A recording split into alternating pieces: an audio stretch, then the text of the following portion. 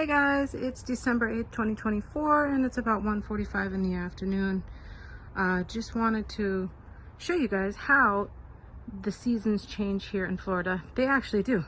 As you can see, this is Bahia grass. It gets real tarnished looking, real brown and patchy looking during the winter, but that's pretty normal. That is 100% normal. So you can see I put fresh topsoil to fill in any gaps and to protect that root system. And what you want to do here in Florida during the winter time, you want to protect your root system. Even though Bahia grass is considered on the low end of the totem poles as far as the price point for grass systems, you definitely want to protect it, because the drier it gets, okay, when those roots get all dried out and you get all those bald patches, then that makes it more susceptible to weeds and all kinds of weeds. There's so many strange looking weeds here that look like plants, and we tend to just kind of let them grow because we're like, oh, those are pretty, but they are killing your grass. So what I like to do is just come out and put a fresh layer of topsoil just as the weather starts turning, like just before it starts turning, like the first week of December, to go ahead and fill in any susceptible like bald patches, go ahead and protect the grass. And about 2 or 3 weeks before that, put out some weed and feed. So that way, once you throw the topsoil on, it kind of seals in that weed and feed, and it really gets down deep to get any weeds that might be attempting to disturb your grass system.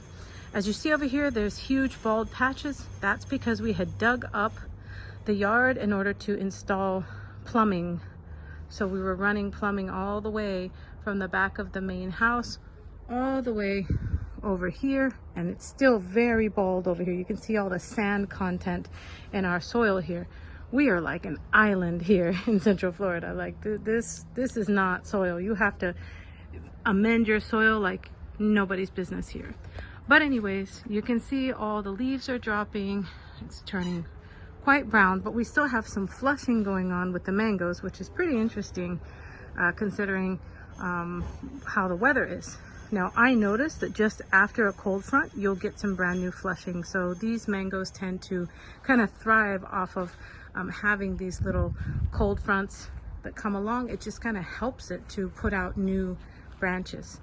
But that's my shadow over there, guys. But as you see, topsoil throughout, and it will come back nice and full and green. You see some oxalis popping up over here. It's technically a weed, but I don't mind it. It's not such a big deal. Even weed and feed sometimes will not kill off the oxalis because it doesn't act like a weed. That's what I can say. It loves shady areas that tend to stay a little bit moist. But yeah, you see, it is definitely our camphor tree here. It sheds all winter long, and I just leave it here so it protects the grass. And then if I do have to mow the grass during the winter, maybe one time, maybe twice, then it just creates like a mulching effect. It just chops all these leaves up. So it's fine. It's good for it. It helps to insulate your grass's root system. But anyhow, as you see, the crepe myrtles here, these are young crepe myrtles. They go bald. The frangipani go bald. There's like one leaf there that's so hilarious. Take a look. You got one leaf. You're about to have none. Let's see. And you can just touch them. This one's not even ready to come off on its own. I'll just let it fall on its own. But as you can tell, they get bald. But then sometimes when they feel like it, even though they're totally bald, they will still push out some blooms. There you go. They will still push out some blooms. So it's pretty interesting to see how these tropical plants react to Florida weather. But yeah, that's what I wanted to share with you guys today. Just a really quick run through to show you that the Royal Poinciana, people mistake it for fern, and it's not. There's no fern tree, okay? It's just these tiny little feather-like leaves. You see how they are? They turn yellow and they get everywhere. I just kind of swept up out here, but they get all over the place. But that's fine. That's just all part of the season. It starts happening in fall and it continues throughout the winter, but it doesn't kill the tree. So I have one there and I have one in the back over here, and they do just fine. They are very tolerant to just about any condition. See that one there? You see? And it's really beautiful. And in the summertime, it'll get big orangish red blooms.